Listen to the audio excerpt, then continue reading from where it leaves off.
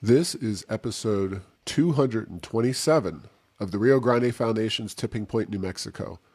I'm Paul Gessing. And I'm Wally Drangmeister. I'm president of the Rio Grande Foundation, New Mexico's free market think tank. You can find out more about the foundation at riograndefoundation.org. Wally, it's another very busy week as we head into the last summer holiday weekend, Labor Day weekend, and hoping those cooler temperatures are right around the corner there, Wally. Normally Labor Day is when you start to get a lot more pleasant weather here in the land of enchantment. And as usual, though, there's a lot going on this week. Yeah, and it is full bore summer through August, and so yes, I'm ready for a little cooler temperature. It's maybe supposed to be 80 tomorrow, but the policy issues facing New Mexico seem like they're at a fever pitch. A lot going on with that regard, and a lot of interesting developments in the news this week. Yeah, leading off our show, the thing, and we kind of do lead off the show talking about the coronavirus and issues surrounding it, and we'll get to the governor's orders in a few minutes. But according to the CDC, and it's very important to phrase this correctly, but they are saying that only 6% of the COVID-19 deaths have no comorbidities. That is, if you look at just those cases, which is 6% of the overall total, you're talking about less than 10,000 cases. Now, is that an accurate way to approach the issue, and what do all those comorbidities mean? Well, if you go to the CDC website, influenza, pneumonia, respiratory failure, hypertensive disease, diabetes, vascular and unspecified dementia, cardiac arrest, heart failure, renal failure, et cetera, et cetera. There's a handful of additional ones. Now, does that mean that only 6% of otherwise healthy people are that died from the coronavirus? 6% of them are healthy, and the rest of them, 94%, have some serious medical issue. I think that's what it sounds like. I'm not a medical doctor, but if this is to be, kind of, it stands, and this is going to be the new data moving forward, it seems certain that we've overreacted here a little bit as a nation and as a state. Well, and I looked at that, and I don't even play a doctor on TV, much less one. But the one statistic that really struck me as being interesting was the influenza, and pneumonia. So when you get the regular flu, deaths from flu a lot of times are not from the virus itself. It's from secondary infections caused by pneumonia. Right. So I don't know if this says people already had pneumonia and then they got the COVID, or, it's like you don't know the order these things come in. And like so many of the statistics and so much of the data on coronavirus and COVID-19, I think it brings more confusion than it does clarity. But when you look at the other half of things, other than that, just take that away for a second. Those comorbidities seem like those are the things that are very likely to be, I don't know, dramatic shorteners of life with or without COVID is what it comes down to. So yeah, it's very interesting. We'll have to see what kind of analysis is put forward on that. But, it's absolutely being reported how you said. I've looked, I did some research before the show, and yes, 6% only died from the COVID. But like I say, if you look at the influenza, very few people die just from influenza. There's usually some other secondary infection. And which came first, the chicken or the egg? We don't know. And this is something that we've talked about from kind of day one of this whole thing, is the data. Even if you understand and interpret the data in an accurate way, which hasn't always been the case, understanding exactly what the data are saying is a very tricky proposition. The CDC certainly seems to be presenting this in a way that it is newsworthy, it is important, and that it has that kind of very broad the overall population of healthy people. And we certainly have a lot of obesity. We have a lot of smokers. We have a lot of other people. But the young 20-year-old, non overweight, non smoker kind of person, those people are a vanishingly small proportion of the overall deaths. And it just, it gets back to things like schooling and whether children should be in school and how that should work out. It gets back to whether young people should be concerned about their own health and the outcomes under COVID-19. I think those are the more relative and actionable issues with this kind of data. But you're right. We don't know if this is just the next layer of the onion or if this is an actual answer to our questions. Partially because it is a novel coronavirus and it is a new situation, but partially because these data are either compiled or reported or both in very confusing, hard to understand ways. Yeah, there is no question about that. That the data, if you're going to operate by the data in coronavirus, it's kind of like operating with a kind of analog speedometer with no numbers on it. It's like it's more, it's less, it's more, it's Yeah. less. What's going on here? And, to reiterate a point I've made many, many times is that we'll know a lot about this coronavirus over the next 5, 10, 15, 20 years. And so there may be some actual science, some proof about what really the science is based on some repeatable experiments. But, we are not flying blind with the data, but man, that data does not necessarily add a lot of clarity for anybody right now. No, it's a very challenging environment. It definitely helps for folks to have some fluency in statistics. But even if you work with this stuff all the time, as I do, albeit not in terms of medical data and statistics, but general data and statistics, we look at these pretty frequently at the Rio Grande Foundation, and it's still, with regard to COVID-19, very unclear. But here we are. The governor has come out with her latest orders. She is allowing some more openness here in New Mexico. Churches are up to 40%. Indoor dining at breweries and restaurants at 25%. So we're finally off the schneid there in terms of only outdoor dining. But boy, it's considering that we're meeting all the gates and all the standards that the governor wanted for us, pretty thin gruel indeed in terms of in terms of opening New Mexico. Yeah, there's no question about it. It almost like New Mexico had a collective pause while they're like, okay, what are the next criteria now that we've met those? And yes, so what's her latest metaphor is basically it's not, opening the gate. It's more or less a dial we're doing at this point. But again, we're not sure what the dial is. And the impact's certainly being felt in New Mexico economically of way things are going right now. The good news is we're relatively low in cases right now, relatively low in deaths, and I don't know, notwithstanding the fact that the governor sometimes sees people with masks. If masks work, enough people must be wearing them that it's making a difference here in the outcome for the state. But yes, what are our next steps, and then what are acceptable levels as we enter the fall?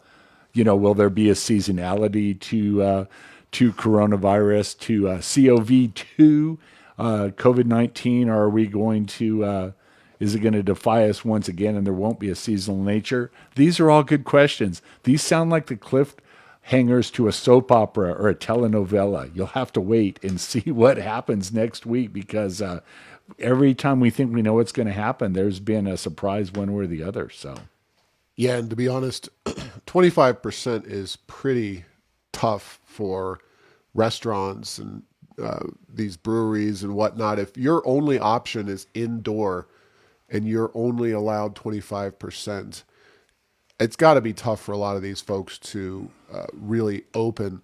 at this point.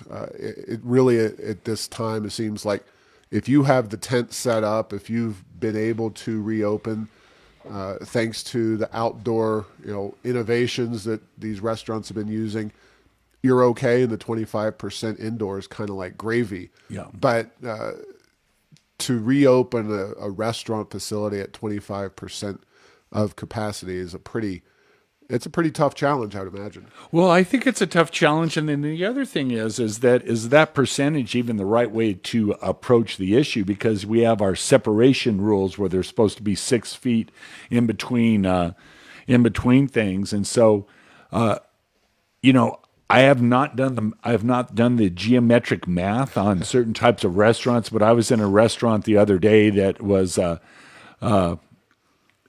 I was just looking around, and at 50%, they really could do that. If they Right. had to go to 25, I'm not sure really how they do that, and have anybody in there at all. So yeah, it'll be interesting to see what happens. Now, having said that, there's been certainly a lot of people. If you have a patio or a drive-through, you are in the best shape at all. But a lot of the restaurants that are in the fine dining ilk, a lot of them that are in the Nob Hill area, with the exception of Scala, which has a patio, there's not much they can do. And so does 25. Is it even worth opening, or you just wait till it's 50% above? We'll have to wait and see how that plays out. And we talked to Sammy Chioda out in Gallup, owner of a sports bar out there. And, of course, football season, NFL season, I should say, is right around the corner. The Lobos and Aggies will be taking the year off. We'll see what happens to them with the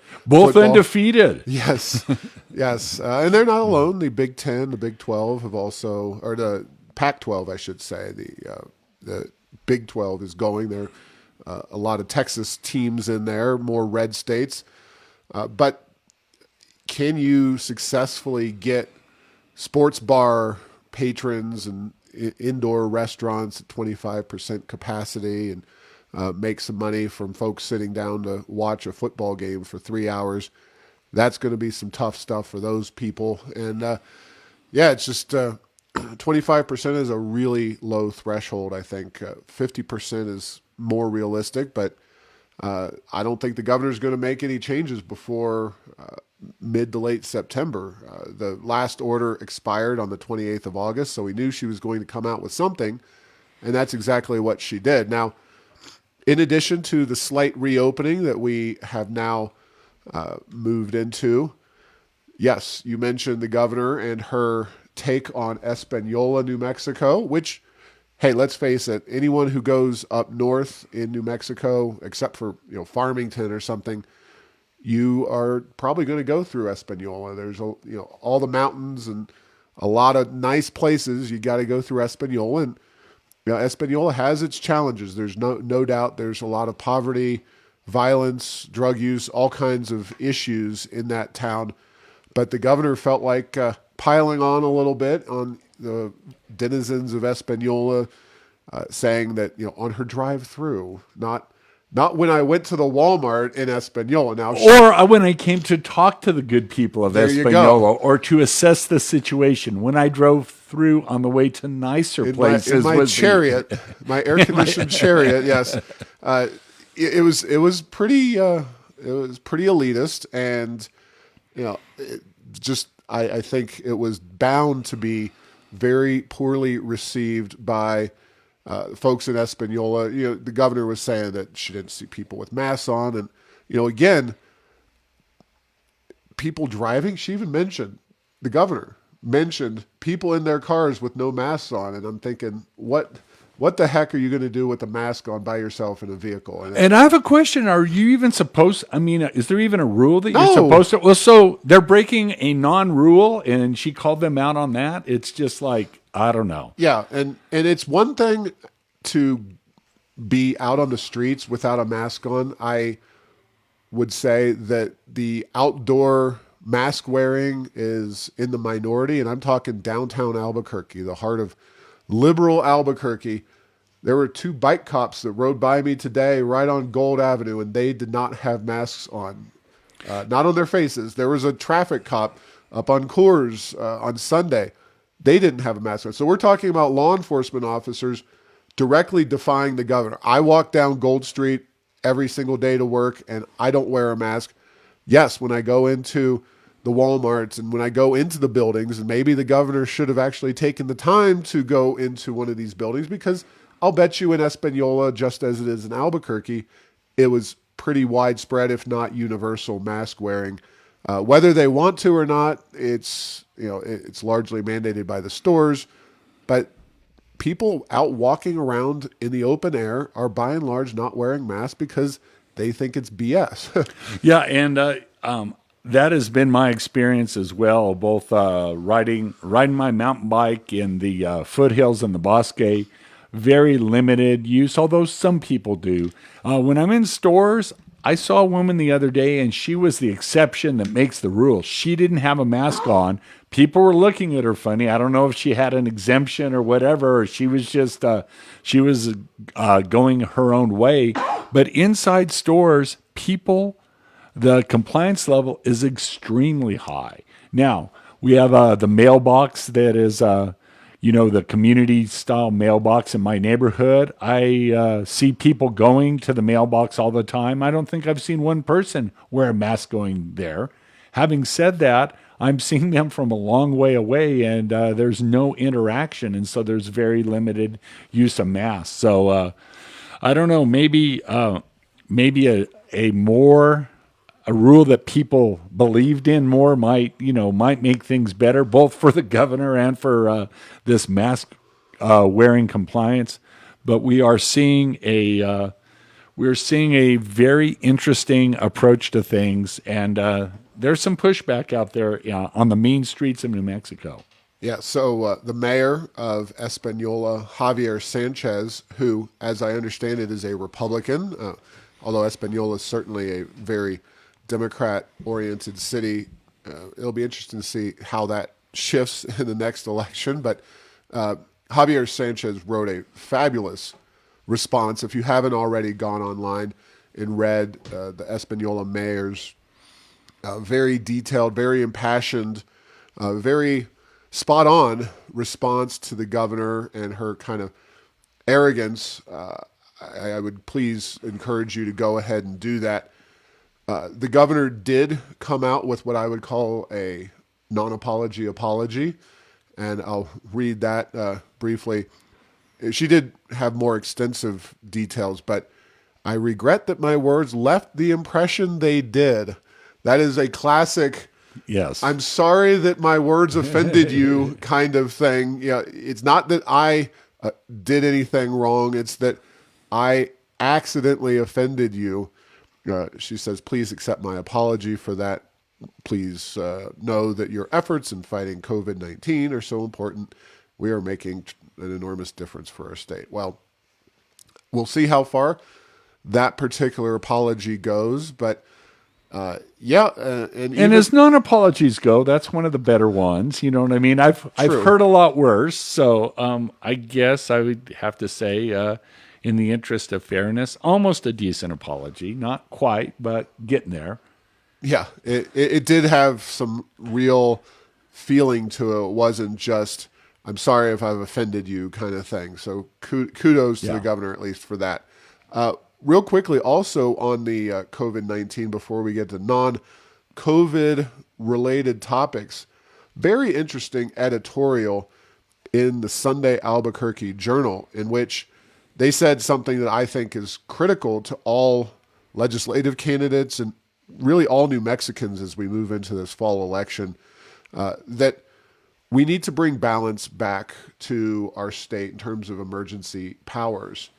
And the legislature's been pushed to the side of New Mexico politics since March. Really, they had a few bills that passed in the legislative session, but in terms of governing New Mexico, in terms of everyday experiences of New Mexicans, the governor has largely been completely in power on her own. Now, I'm going to praise some people I don't think I ever thought I would praise, but Wally, did you see that editorial from the Journal?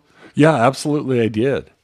Yeah, so interesting thing is it says that former state Senate Majority Leader Michael Sanchez was the only senator to vote against the 2003 Public Health Emergency Response Act legislation. So that certainly implies that while Republicans were in the minority, they went along to get along, as we've kind of been frustrated here at the Rio Grande Foundation that especially the state Senate tends to do. And of all the people to stand up and say, you know, maybe we shouldn't just give the governor of this state dictatorial power, whoever they may be, was Michael Sanchezs. So there you go. Strange bedfellows indeed. Michael Sanchezs, of course, was the majority leader in the Senate during the Susana Martinez administration, while Susana Martinez was busily trying to reform New Mexico's economy. Sanchez was leading the Democrats in opposition. You know, even when the Republicans had the House, they didn't get the Senate. But kudos in retrospect to Michael Sanchez for being perceptive enough to understand that you just can't give this kind of power to one person. Yeah, and I was just trying to think back. Certainly, there were plenty of issues that I took exception to what Michael Sanchez's position was, but I do think that overall he was one of those that did not take a total abdication approach to the governor. Certainly with Susana Martinez, but I think that held even when there were Democrat governors that he was in the legislature. That he took a, what would you say, a full co-equal branch of government approach to things, and that's kind of rare, and I certainly think it's rare right now in New Mexico. Yeah, he believed in the institutional power of the legislature, and for that, good on him. And another guy that we don't praise very much is Representative Damon Eli, who apparently has been working, at least in draft form, kind of probably some Zoom meetings going on here with Representative Greg Nybert, a Roswell Republican, but Damon Eli is a Democrat from Corrales. And apparently they are working on an early draft of a bill to update the Public Health Emergency Response Act. Nybert did introduce a bill back in June. Eli is working on this bill for presumably 2021, along with Nybert. That will be very interesting. I do think, and we've said this before, Wally, that as we get past this very critical election where all 112 legislators are up, we will see Democrats and Republicans both reevaluating some of these powers that the governor has, but they don't want to make a big public stink about it at this point, given the proximate election here. And the question, of course, will be: will the legislature have enough votes, enough power to overcome a presumed gubernatorial veto? And those are, that's assuming you can get it passed in the first place. But glad to see that there is some effort going on, and it's a bipartisan effort, at least starting in the House. Yeah, there's no question about that, because I think it's clear to everyone that what an emergency is in terms of how things are set up with the current legislation and a couple of rulings at the New Mexico Supreme Court. An emergency can go on forever as it stands now without legislative review or potentially even formal rulemaking. It's one of those where if you administratively have to put together the administration of a law, there's a rulemaking process, and neither one of those things, either legislative oversight or a rulemaking progress, seems to apply to this. And so, if it goes on a couple weeks, no problem. Goes on a couple months, maybe a problem. Goes on a couple of decades, big problem. And so I know those are some mighty wide bookends, but we will see what happens because I do think that this is a bipartisan issue in this, to the extent that there are legislators on both sides that think that they want to have a say in things, particularly as it drags on week after week, month after month. Yeah. And, moving beyond now directly COVID-related items, one is broadband in New Mexico. And the Journal had a nice editorial talking about, kind of, should we really look at the government engaging with providing broadband, or are there ways to bring the private sector more, help them deploy broadband. We know the challenges. New Mexico is a big state, sparse population. 25% of our residents approximately don't have access to it. We've spent, according to the LFC, in the last 4 years, $325 million to federal and state dollars on broadband deployment.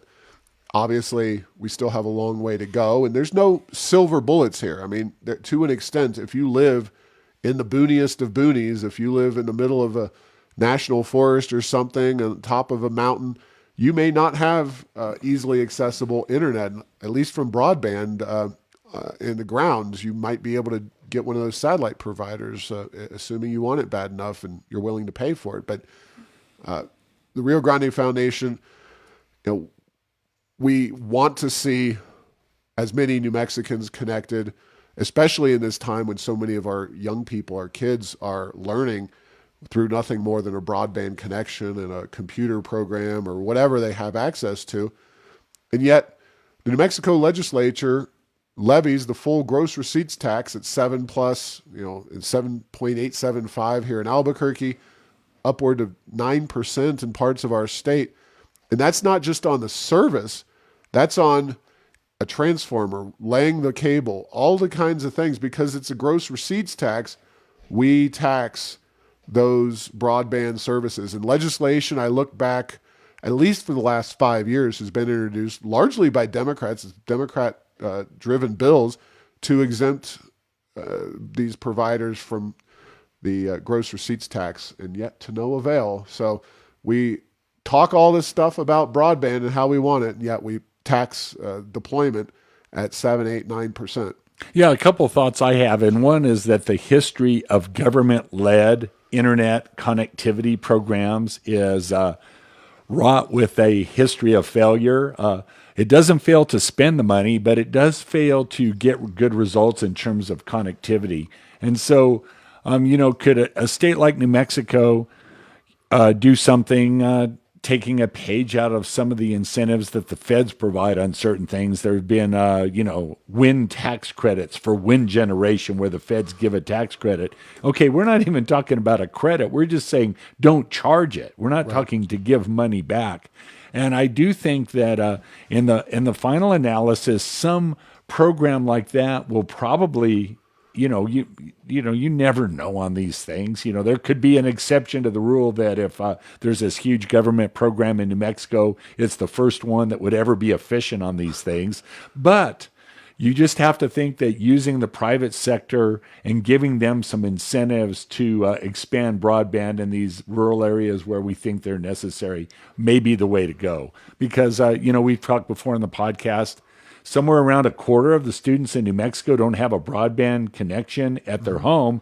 But the one that really got me was, of those, only half of those could probably be solved. Even if they gave them a voucher for free, only half of that quarter would be solved, meaning the other are in that position where there's just not service there. It's not a question of is it available or what's the price. It's just not there. And that's going to make, the penalty for not being able to attend school for a far rural New Mexico student just, really off the charts, with almost no hope other than, I guess, do you ride a bus into town to go to your friend's house, a little closer to town to be able to even access distance learning. I'm not sure what the approach will be, but it doesn't seem like that's going to be a good long-term solution for those kids. Well, first and foremost, you obviously don't want a government controlled broadband system. They're not effective. They just don't have the latest technology and management skills and all those kinds of things.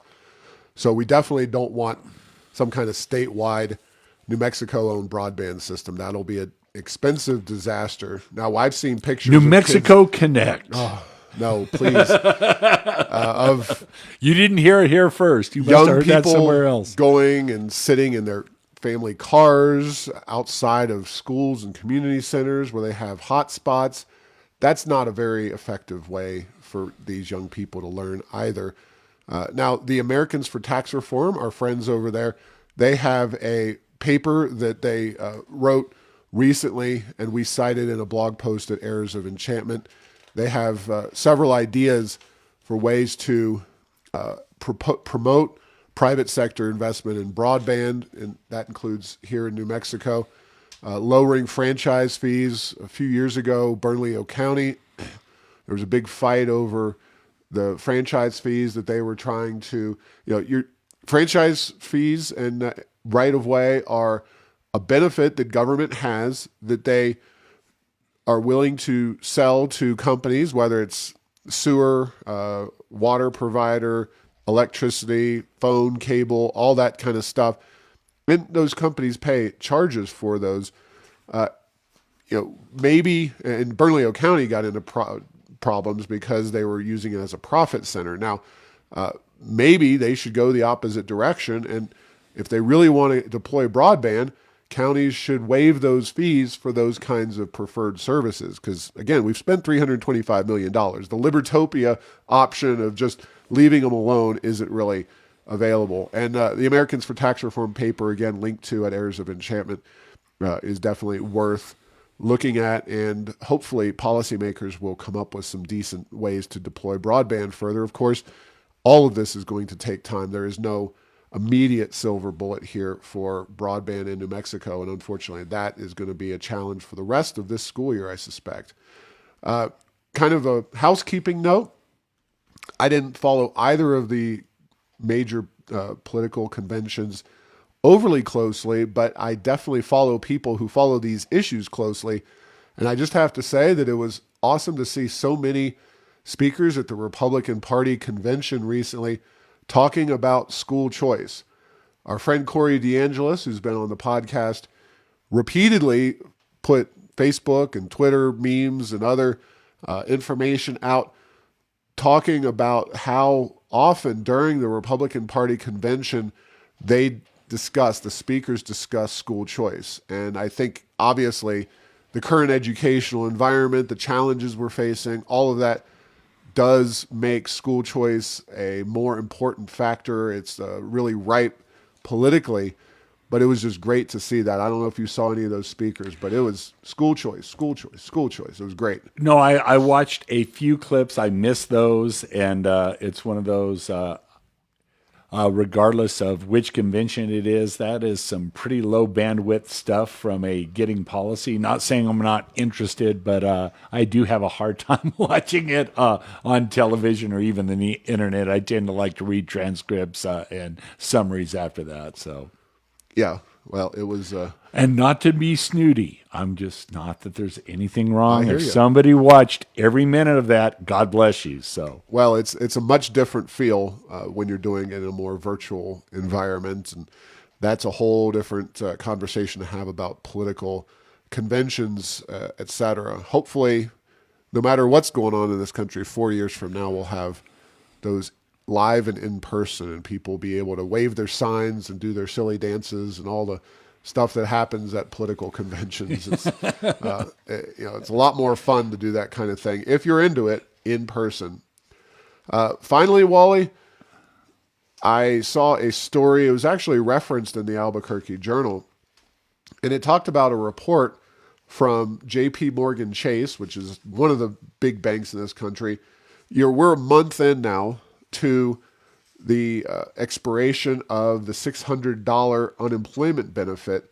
As we discussed, the President Trump, issued an executive order to continue that at a lower rate. Originally, it was supposed to be $400, with $300 of that coming from Washington, $100 of that coming from the states. Despite her many protestations about this policy expiring and how important it all was, Michelle Lujan Grisham politely declined to put up any New Mexico tax dollars. But Market Watch, which is a prominent economics-oriented website, again, this is posted at errorsofenchantment.com. A lot of analysts, especially those on the left, like the Economic Policy Institute, said cutting off a policy support that helps household maintain spending is a terrible idea, both for these households' welfare and for macroeconomic stabilization. So he's saying that this whole unemployment needs to be moved forward. And according to J.P. Morgan Chase, since the $600 benefit expired, Americans have been spending slightly more. And that is an indicator that maybe the average American isn't just sitting around waiting for the unemployment benefits to come in. That there are jobs out there. I saw in the newspaper several, the Albuquerque Journal just this morning, numerous companies are out looking for employees. And I've got to think that as we reopen the economy, we'll finally see people getting really back to work at a large, at a significant level, and hopefully that'll happen. But it's just, you expect that if you have reduced payments, then people won't have as much money in their pockets. But the reality is much more complicated.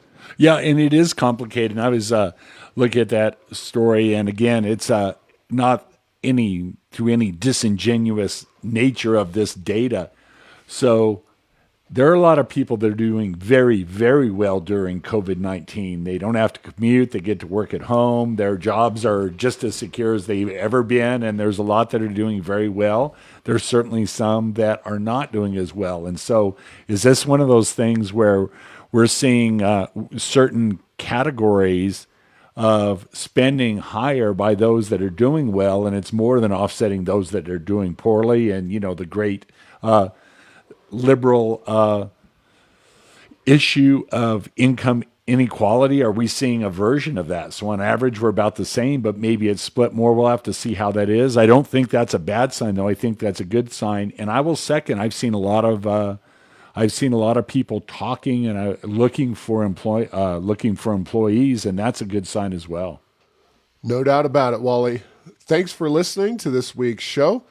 Make sure to get the latest edition of Tipping Point New Mexico by subscribing at Apple Podcasts, Stitcher, and Spotify. You can post or comment on this and other episodes on Facebook and Twitter, and tell Google Home to play Tipping Point New Mexico. Thanks to Path 3 Marketing for producing this show.